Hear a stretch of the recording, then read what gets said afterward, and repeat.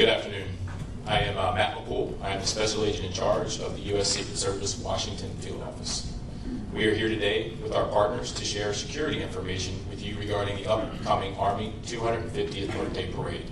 This is a team effort, and I'd like to take a moment to recognize Chief Smith in the Metropolitan Police Department, Chief Taylor in the U.S. Park Police, the Joint Task Force National Capital Region, the FBI Washington Field Office, the Metro Transit Police, and all of our other outstanding partners in the NCR. The planning for the upcoming Army 250th Birthday Parade is a testament to our strength of our partnerships in the National Capital Region. Planning an NSSC in a matter of weeks is unprecedented, and our success in the parade and the security plan was in large part a result of our outstanding relationships as well as our collective NSSC experience. This event marks the 5th National Special Security event to take place in Washington, D.C. this calendar year, which is also unprecedented. The NSSC designation allows the federal government, along with our state and local partners, to use all available resources to implement a comprehensive security plan. The United States Secret Service is extremely proud to lead the development of the security for the celebration of one of the greatest fighting forces the world has ever known. We've coordinated closely with many of the public sector professionals in this room and countless others across the NCR. Our teams work and train frequently and communicate daily to execute high-level security. This shared experience is our foundation, and it is our strength. Looking to the upcoming festival and parade, we're preparing for an enormous turnout. Hundreds of thousands of attendees. It is our duty to ensure the safety and security of every participant. We are deploying thousands of agents, officers, and specialists from across the country, backed by the robust network of federal, state, and local partners. Our mission is not just to secure an event, but to ensure public confidence and safety.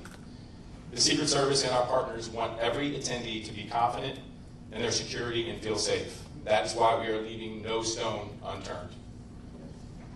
Everyone entering the event will go through screening at clearly designated checkpoints. These checkpoints and the entire security perimeter will be mapped out and available at www.nsse.dc.gov, along with important updates on road closures, parking restrictions, prohibited items, and other logistical changes. The Army 250th Birthday Parade and Festival are in close proximity but are two separate events. If you are planning to attend the festival prior to the parade, please note you need to proceed through the magnetometers located on the east side of the National Mall grounds on 7th Street. The screening checkpoint for the Army 250th Birthday Festival will open at 8 a.m. at the following location: 7th Street Northwest between Madison Avenue Northwest and Jefferson Drive Southwest. This will be the only entrance checkpoint into the festival. The screening checkpoint for the Army 250th Birthday Parade will open to the public at 2 p.m. at the following locations: 14th Street between Constitution and Independence Avenue, and C Street Northwest between 18th and 19th Street. Please refer to the prohibited items list on the NSSC website to see which items will not be allowed through the checkpoints. Remember, everyone attending the parade will be screened. I want to stress that if you exit the parade viewing area and choose to return, you will be re-screened again before entering. Aviation and maritime security are also top priorities. The Federal Aviation Administration will issue temporary flight restrictions, and the U.S. Coast Guard will release any maritime advisories. All of this information will be easily accessible through the NSSC website. On the ground, we're taking proactive steps to reinforce the area. You will see 18.5 miles of anti-scale fencing, 17 miles of bike rack, concrete barriers, 175 magnetometers, and officers from federal, state, and local agencies standing post. You may also notice multiple drones operating in the area. These are great tools for law enforcement situational awareness and part of our layered security strategy. Rest assured, all drones will be owned and operated by the Secret Service or our partners, so please do not be alarmed. As the public, you play an important role in ensuring the security of the event by reporting any suspicious activity to the nearest law enforcement official. Remember, if you see something, please say something. We've established a dedicated phone line for residents and businesses in the area who may have questions or issues. In partnership with the D.C. Homeland Security and Emergency Management Agency, we will be sharing that number through community groups. We will be active on the day of the parade. One additional note, We'd ask the public, due to the large crowds, noise, and the weather forecast, that for their safety, you leave your pets and emotional support animals at home. As always, service animals are welcome. Chief Smith will speak shortly about what all this means for residents, workers, and visitors in the district. MPD has been and continues to be one of our most critical allies, not only during NSSEs, but in the daily work of keeping our capital secure. Another key partner during this event and every day is the United States Park Police. Chief Jessica Taylor and her team have been working with us side by side throughout the planning process, and they are instrumental in ensuring this event is safe and enjoyable for all attendees. Let me close by thanking the men and women of the Secret Service's Washington Field Office and the Dignitary Protective Division who have been working around the clock to create an excellent security plan. And thank you to all the partners here today. Your dedication, your patience, and your professionalism make this effort possible. I cannot thank you enough for your partnership. And now it is my honor to introduce Chief Jessica Taylor of the United States Park Police. Thank you. Good afternoon. My name is Jessica Taylor, and I'm the Chief of the United States Park Police. The Park Police has significant experience with large-scale special events, especially in and around the National Mall and on National Park Service lands. We're, of course, working under the NSSE umbrella with our partners at the Secret Service and have members on all of the subcommittees. Ensuring a safe event and keeping the public safe is our #1 priority. We'll be on full activation. All of my officers are working on Saturday and leading up to Saturday with road closures and site security. We are particularly grateful for the support of multiple local, state, and federal partners who are sending in their officers and their agents to help us with manpower on Saturday. That being said, plan ahead before you come to the event, right? We're expecting families, we're expecting some children. Parents, take a picture of your children that morning so we know what they look like in the event you get separated. You can easily show the officer the picture. We'll have family reunification tents, and we'll have officers everywhere you look on hand to assist. I am extremely confident in the security site footprint we've put together for this event, and we're looking forward to a safe and enjoyable event on Saturday. Thank you. I'm sorry. I'd now like to introduce FBI Special Agent in Charge Bates. Thank you, Chief Taylor. Good afternoon. I'm Philip Bates, Special Agent in Charge of the Washington Field Office of the FBI. I appreciate the opportunity to be here today to discuss the FBI's partnership with federal and local agencies to prepare for the Army 250th birthday celebration. As was noted, this is our 5th NSSE of the year, and each one brings different challenges that we must address. But the partnerships remain the same, and our understanding of each agency's unique capabilities and strengths makes us a strong team. For this event, the FBI has lead federal law enforcement responsibility for crisis management, counterterrorism, and intelligence analysis. The FBI will activate a command post at our Washington Field Office. The command post serves as a central hub for employees to gather intelligence, assess potential threats, coordinate investigations, and surge resources as needed. We're not currently aware of any credible threats to the Army 250th birthday celebration. However, we continue to work closely with our partners and share information to identify and disrupt any threats that may emerge. As always, we remind the public to remain vigilant and to report any suspicious activity to law enforcement immediately.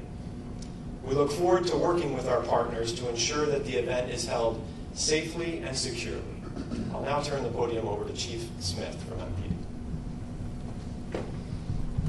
Thank you, Special Agent Bates, and good afternoon, everyone. I'm Chief Pamela Smith, Chief of Police of the Washington Metropolitan Police Department.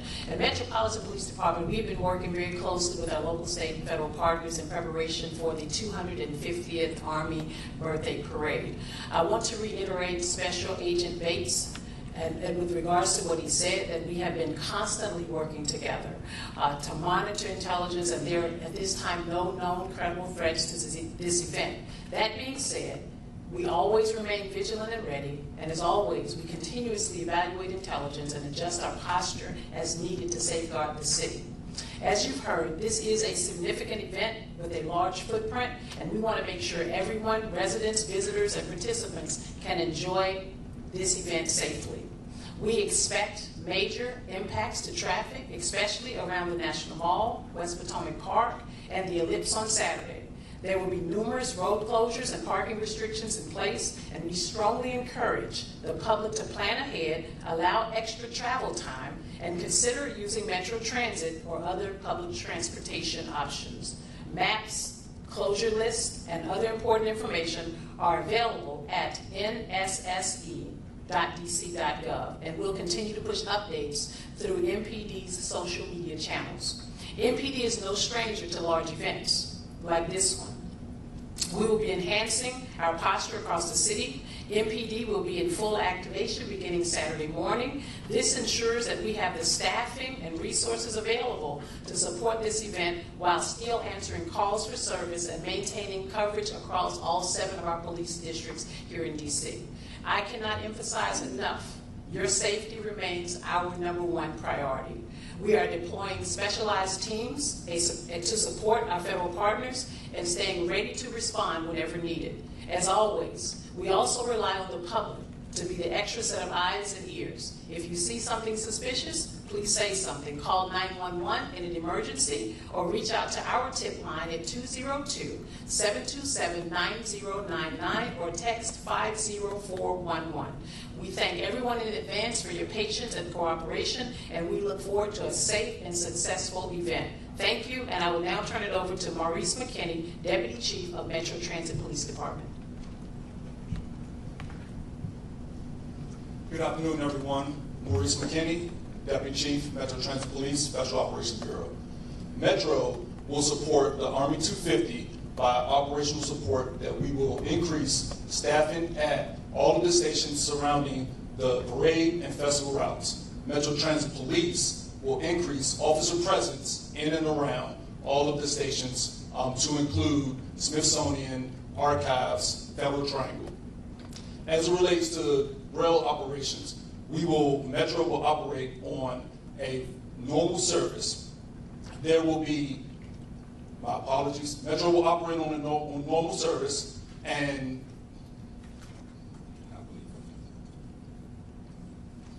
those heading to the National Mall for this festival are advised to use other stations to include Federal Triangle, Federal Center, LaFont Plaza. Due to the security perimeter at the National Mall, the Smithsonian station on the Jefferson side will be closed. And customers can access the Smithsonian Metro station through the Independence Avenue side. Those viewing the parade can access the station through Farragut West, Farragut North, Federal Triangle, and Archives Metro Station.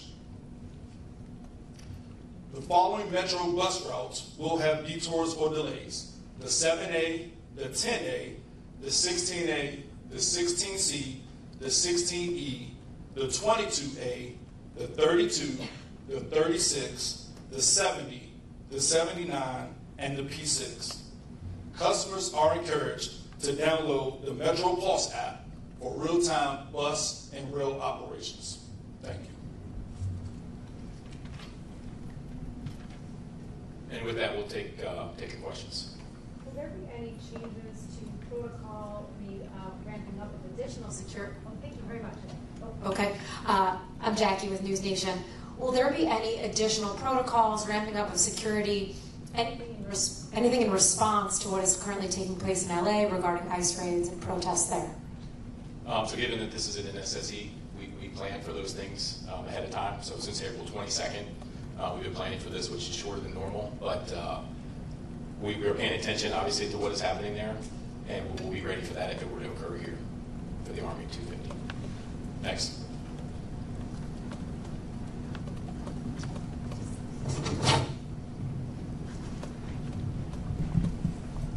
Hi, Hassan Khan with Politico. Just to kind of follow up on that, what have you guys been expecting or discussing in terms of whether we see a similar deployment of federal troops, maybe perhaps a DC National Guard as we've seen in California in response to protests? So I'll just say we're not expecting it. We have no intelligence of that happening here.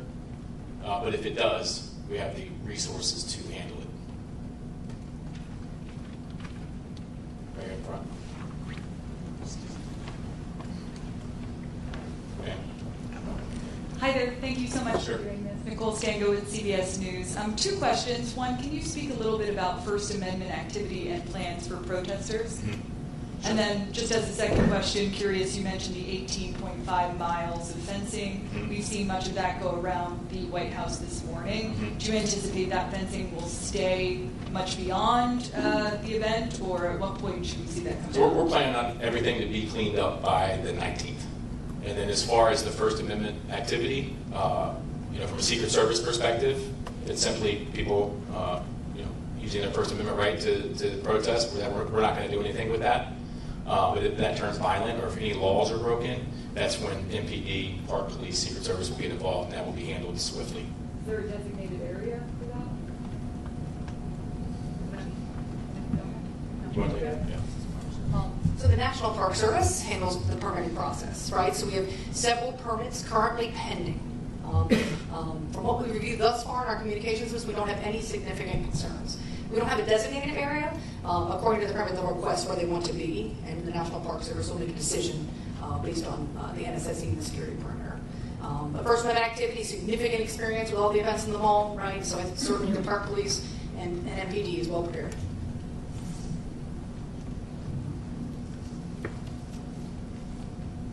Hey Matt, it's Holmes Labyrinth from CNN. I'm curious, what is the number that you're really expecting right now for counter-protesters? I know you mentioned in terms of attendees, we're talking hundreds of thousands. Are we seeing anywhere near that number for counter-protesters? No, not even close. We're tracking about 9 First Amendment activity demonstrations, but nowhere. I'm not going to get into the exact number, but it's not that high. And then, is there a plan in place to call National Guard if needed? What is? We actually have National Guard. You already have it. Yeah. They're working the event, so they will be here. But we also have a robust plan for civil disturbance. What's the number of the National Guard here? Again, I'm not going to talk about numbers just for security reasons. But between CDU units that we have from multiple agencies and the National Guard, I'm very confident in the plan we have. Thanks. Yep.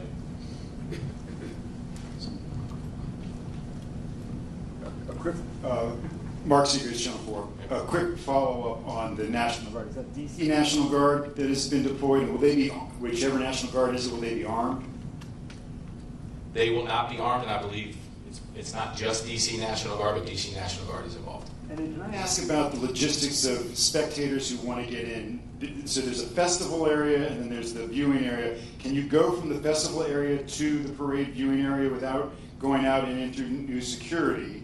And you want to answer that? Sure. You have to go through security for both. So, but if once I'm in the festival area, I could just go. No, you'll go out and you'll go through. Okay. And we have a ton of magnetometers, so I don't. Depends on how many people show up, right? If 1 million people show up, there's going to be a line. And then, how many people are you prepared that can actually sit on those? Is it like 3 or 4 blocks, so that it's actually bleachers for the parade route? There will be no bleachers. So it's just standing along Constitution Avenue? Correct. And so, how many people do you think you can accommodate there? Hundreds of thousands. You can? Okay. Yeah. Okay. And none of that is ticketed? It's open to... Not ticketed, opened. And then can I ask a housekeeping question for press? Or do you want to have somebody hang back and answer those after? We'll do that after. Okay, thanks. Last two, Tom and Ashley.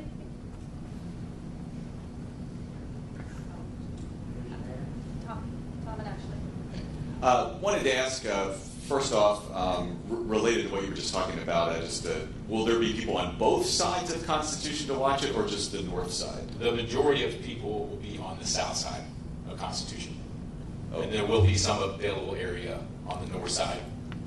And this may be more for the MPD chief here, Smith, but we unfortunately had the double stabbing and the shooting this weekend while World Pride was going on, not right where the parade was. What do you do to prevent something from happening, not necessarily right at the parade, but in the area not too far from it like that this weekend?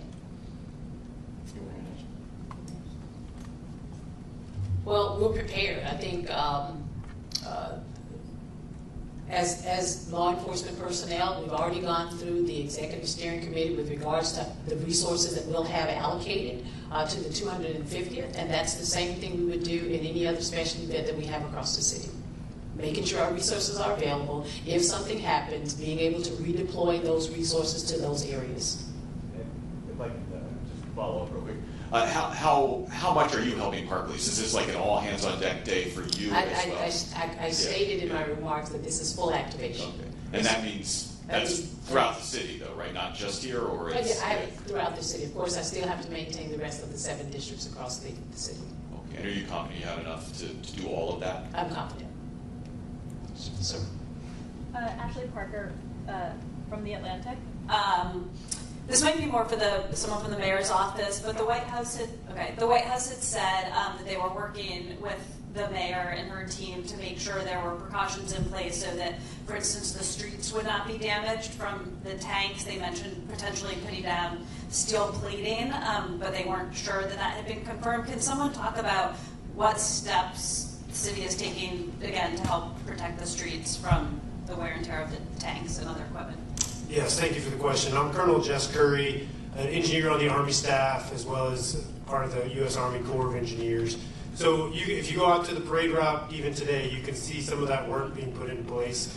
And what that is it started weeks ago with assessments, working with National Park Service, Federal Highway Administration, and really bringing to bear the engineers from the U.S. Army Corps of Engineers, our expert engineers that around the world assess the impacts of these types of vehicles on all types of pavement. So they've done that assessment.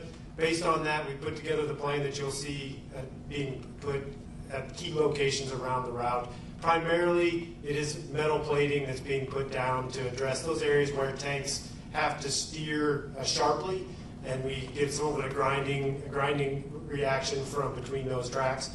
Throughout the straightaways, we really have very little or low concerns that there will be any other damage. The plates and where we're putting them is designed to minimize or eliminate all possible damage. So that's ongoing now. Will be in place before the parade begins, and will come up immediately after. Is there anything beyond the plates, or is that sort of the... Is there anything beyond the plates, or is that kind of the bulk of it? Well, thanks for asking, because there is. That is certainly the most visible thing that everyone's going to be able to see out along the parade route. But in addition to that, we're putting down a lot of matting in the staging areas, things, again, to just mitigate any potential. We're using an abundance of caution. We want to protect these streets. This is our capital city as well, so we're committed to ensuring that we minimize any possible damage. But in addition to the protective measures being put on the road, what you can also see during the parade is the tanks all have brand new rubber track pads placed on them, which increase the padding that they have underneath each track to minimize that potential damage. And it's a parade, so they're going to be moving slowly. They're going to be very careful. The operators that are coming with the units to this parade, they're very, very well trained at what they do, and give us complete confidence that we're going to be able to execute this parade with little to no damage to the DC streets. Thank you, everyone. Hey, good afternoon. Sharon Kirschbaum from the District Department of Transportation. So while the parade route itself is on National Park Service roads, for the vehicles to get to the parade route, they will be riding on district government, DC land and roads. And one of the other things that we do, as we would for all oversized and overweight vehicles, we require that they receive a permit. And when they apply for the permit, we take a look at the weight, and then we work together on the route to make sure that if they're covering any bridges or any other vulnerable roadways, that they can withstand the weight. And then we give recommendations in terms of the spacing and in terms of the speed to make sure that there's no other